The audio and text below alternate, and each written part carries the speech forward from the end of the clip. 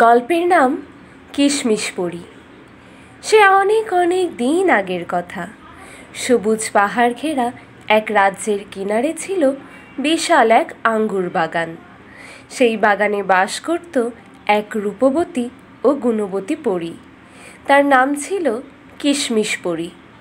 কিশমিশ পরি আঙ্গুর থেকে কিশমিশ বানাতে পারত এবং সেই কিশমিশের খুব সুখ্যাতি ছিল তার রাজ্যে এবং তার আশেপাশের রাজ্যে। বহু লোক তার কিশমিশ খাওয়ার জন্য দূর দূরান্ত থেকে ছুটে আসত। এতটাই সুস্বাদু ছিল সেই কিশমিশ। শুধু তাই নয়, কিশমিশ পরি গান গাইতে খুব ভালোবাসত। সে তার প্রিয় বেহালা বাজিয়ে সন্ধ্যা থেকে সকাল পর্যন্ত মিষ্টি সুরে গান গাইত। তার এই মিষ্টি গানের সুরে পুরো বাগান মুখরিত থাকত রাতের বেলা। সেই রাজ্যেরই রাজকুমার প্রায় মধ্যরাতে এমন মিষ্টি গানের সুরে পাগল হয়ে যেত আর ভাবত, কে বাজায় এমন সুন্দর বেহালা, এত সুন্দর গলায় কে গান গায়। রাজকুমার খুব কৌতূহলী হয়ে পড়ে। প্রজাদের কাছে জানতে পারে যে সে অন্য কেউ নয়, কিশমিশ পরি। রাজকুমার খুব চাইত তাকে এক নজর দেখতে, কিন্তু কিশমিশ পরির দেখা পাওয়া এত সহজ ছিল না। পরীর দাসীরা বাজারে কিশমিশ সরবরাহ করত এবং পরীর দাসী ছাড়া অন্য কারোর প্রবেশ নিষিদ্ধ ছিল তার বিশাল আঙ্গুর বাগানে। কিশমিশ পরীর রূপের বর্ণনা মানুষের মুখে শোনা যায়, তবে কেউ তাকে কখনোই দেখেনি। রাজকুমার এসব শুনে আরও অস্থির হয়ে উঠল তাকে এক ঝলক দেখার জন্য। এদিকে কিশমিশ পরীর বিশাল বাগানের প্রতি অগাধ লোভ ছিল পার্শ্ববর্তী রাজ্যের এক রাজার। সে ছিল এক জাদুকর এবং কিশমিশ পরীর সৌন্দর্যের বর্ণনা লোকমুখে শুনে সে পাগল হয়ে গিয়েছিল। সে ভাবল, কিশমিশ পরীকে বিয়ে করলে পরীও তার, বাগানও তার। একদিন পরী রাতের বেলা তার বাগানে বসে গান গাচ্ছিল। হঠাৎ এক ছায়া দেখে সে ভয় পেয়ে যায়। সামনে তাকাতেই দেখে একজন রাজা। সে বলে, আপনি কে আর কেন এসেছেন আমার বাগানে? জানেন না এখানে মানুষের প্রবেশ নিষেধ? রাজা বলে, আমি তোমাকে বিয়ে করতে চাই। কিশমিশ পরী বলে, অসম্ভব, আমি আপনাকে বিয়ে করতে চাই না। এই কথা শুনে রাজা প্রচণ্ড রেগে যায় এবং পরী কিছু বুঝে ওঠার আগেই তার জাদু দিয়ে পরীর ডানার দুটো কেড়ে নেয়। নিজের ডানা হারিয়ে পরী পাগল প্রায় হয়ে যায়।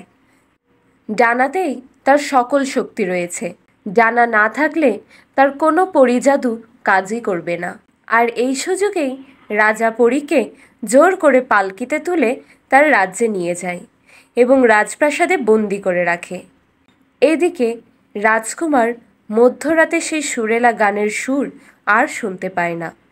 সে ছটফট করতে থাকে। কেউ জানতো না পরী কেন আর রাতে গান গায় না।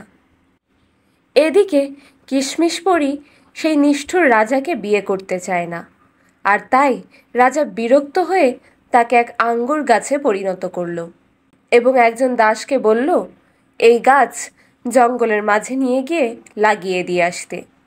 কিশমিশ পরী আঙ্গুর গাছ হয়ে সেই গহীন জঙ্গলের মধ্যে বহু কষ্টে দিন কাটাতে লাগল। করুণ সুরে সে গান গাইত। একদিন সেই রাজকুমার দেশ ভ্রমণে বেরিয়েছিল।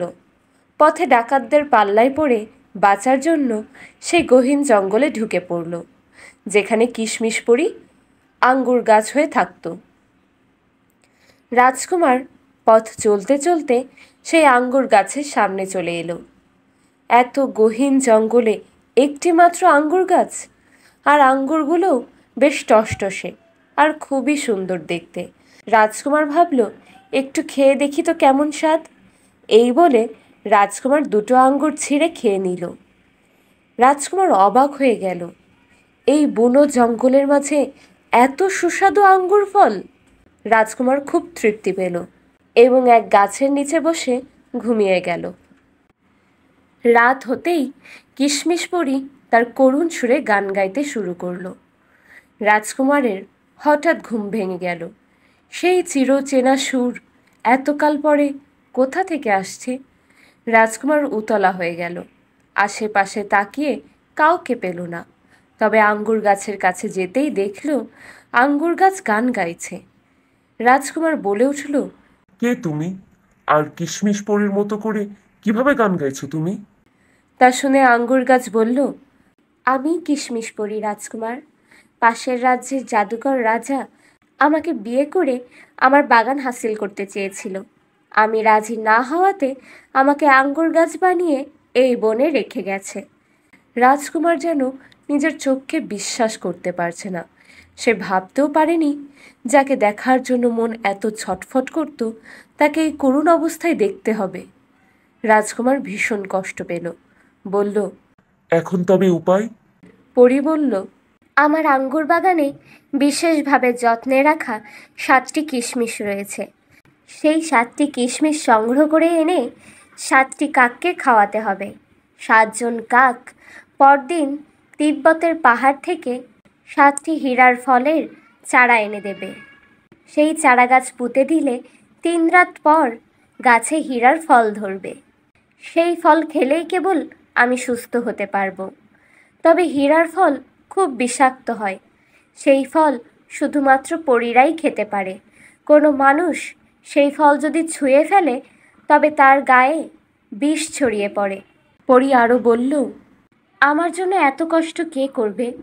যেই এই কাজ করতে যাবে তারই প্রাণ ঝুঁকিতে পড়বে, কারণ হীরার ফল খুবই বিষাক্ত হয়।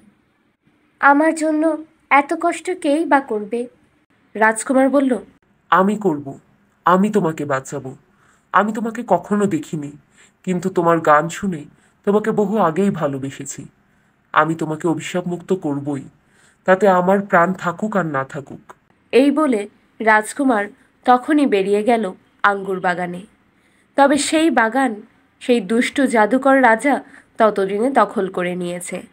রাজকুমার এক চাকরের বেশ ধরে বাগানে প্রবেশ করল এবং সেই মহামূল্যবান 7টি কিশমিশ সংগ্রহ করল খুব গোপনে। 7টি কিশমিশ নিয়ে রাজকুমার এক মাঠে গেল এবং 7টি কিশমিশ বিছিয়ে দিল মাটিতে। ঠিক দুপুরবেলা 7টি কাক এসে 7টি কিশমিশ খেয়ে উড়ে গেল। রাজকুমার সেখানে রাত কাটালো। পরদিন ঠিক একই সময়ে 7টি কাক 7টি চারা গাছ এনে রাজকুমারের সামনে রেখে উড়ে চলে গেল। রাজকুমার সেই গাছ মাটিতে পুঁতে দিল। 3 রাত যত্ন করার পর হীরার গাছে ফল ধরল। হীরার ফল দেখতে যেমন অপরূপ, ঠিক তেমনই বিষাক্ত মানুষের জন্য। রাজকুমার হীরার ফল ছিঁড়ে নিতেই তার হাতে বিষ ছড়িয়ে পড়তে লাগলো। রাজকুমারের হাত নীল হয়ে যেতে লাগলো। টানা কয়েকদিন অক্লান্ত পরিশ্রমে রাজকুমার এমনিতেই অসুস্থ বোধ করছিল। বিষ সারা শরীরে ধীরে ধীরে ছড়িয়ে পড়াতে রাজকুমারের শরীরে খুব যন্ত্রণা হচ্ছিল। রাজকুমারের হাঁটতেও বেশ কষ্ট হচ্ছিল। তারপরেও হাল ছাড়ল না সে। বহু কষ্টে আঙ্গুর গাছ হয়ে থাকা কিশমিশ পরীর কাছে গিয়ে তাকে সেই ফল খাওয়ানো শেষেই বিষের প্রভাবে রাজকুমার অজ্ঞান হয়ে গেল। ফল খাওয়াতে খুব দ্রুত পরী তার আগের রূপ ফিরে পেল। পরী দেখল রাজকুমার অজ্ঞান হয়ে গেছে। সে আতঙ্কিত হয়ে উঠল। যেহেতু পরী তার আগের রূপ ফিরে পেয়েছে, সেই সাথে পরী তার ডানাও ফিরে পেল। ডানার সাথে সাথে কিশমিশ পরী তার পুরনো সব শক্তি ফিরে পেল। সেই শক্তি দিয়ে রাজকুমারের শরীর থেকে বিষ নামিয়ে দিল। সম্পূর্ণ বিষ নেমে যাওয়ার পর রাজকুমার ধীরে ধীরে চোখ খুলল। চোখ খুলেই সে পরীকে দেখে স্তব্ধ হয়ে গেল। কেউ এতটা সুন্দর হতে পারে রাজকুমার তা কল্পনাও করেনি। তারা একে অপরকে গভীরভাবে ভালোবেসে ফেলল। অবশেষে রাজকুমার পরীকে নিয়ে তার রাজ্যে চলে গেল। মহা ধুমধামে তারা বিয়ে করল। রাজকুমার কিশমিশ পরীর বাগান সেই দুষ্টু রাজার হাত থেকে রক্ষা করল। পরী আবারও নিজে হাতে কিশমিশ বানানো শুরু করল। সেই কিশমিশ আবারও বাজারে বিক্রি করল। মানুষ আবারও কিশমিশ পরীর কিশমিশ খেয়ে প্রশংসায় মুখরিত থাকত। বিকেল হলেই পরী গান গাইতো আর রাজকুমার তার পাশে বসে তার গান শুনত। এভাবে ভালোবাসার বন্ধনে তারা খুব সুখে দিন কাটাতে লাগলো।